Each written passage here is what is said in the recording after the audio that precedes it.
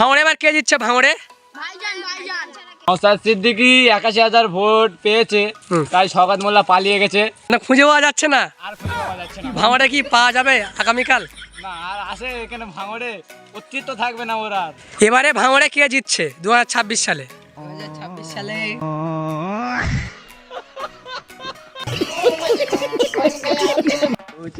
ও guys দেখো এখন তো গাইস তোমরা তো থাম্বনেল টাইটেল দেখে বুঝে গেছো যে ভিডিওটা কি হতে চলেছে। আজকে হলো 4 তারিখ আর আজকে আমাদের রাজ্যে ভোটের রেজাল্ট বার হবে। আর রাস্তা দিয়ে দেখবো যে রিয়াকশান কেমন হয়, ভোটের যে রেজাল্ট তারা দেখে কেমন রিয়াকশান করে। চলো। তো প্রথমে বাগানের দিকে আসতে দেখি এরা ক্রিকেট খেলে বলে এখানে বসে আছে। মাথাটা কিন্তু ভাই সেই লাগে আমাদের। জিতছে কে? আইএসএফ জিতছে। তো গাইস বলছে ভাঙড়ে আইএসএফ জিতছে। আমি কি হবে জানি না। প্রথম রাউন্ডে আইএসএফ জিতে আছে এটা শুনছি। হ্যাঁ, দেখি কি হয়। এখন এখানে লোক নেই, তার জন্য দেখো রাহান মন খারাপ করে চলে এসছে ব্যাটটা নিয়ে। খেলা কি হবে না? না, আর কেউ নেই। গৌড়া সরা আগে, গৌড়া সরে গেছে এখন থেকে।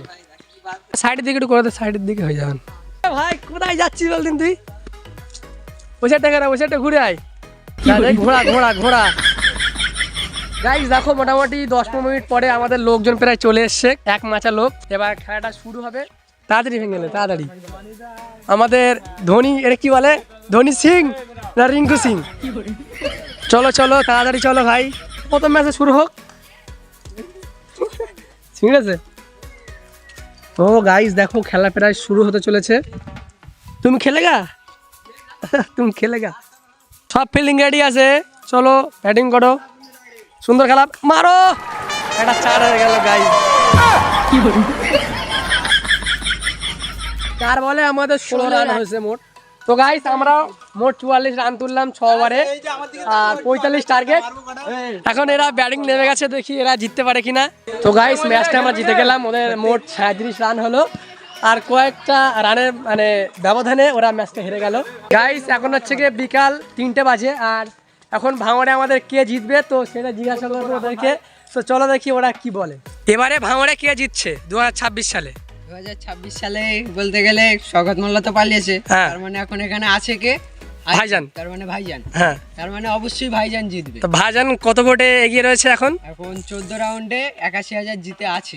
81,000 ভোটে জিতে আছে। দেনাগুলো মিটিয়ে এখন 81,000 জিতে আছে। মানে কত ভোট এখনো বাকি আছে গুনতে?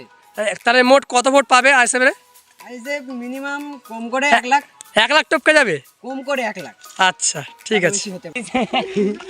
তো এটা হচ্ছে কি মিডিয়া ভাই, মাইকম্যান। মাইক একটু কথা বলো, তুমি একটু বলে নাও।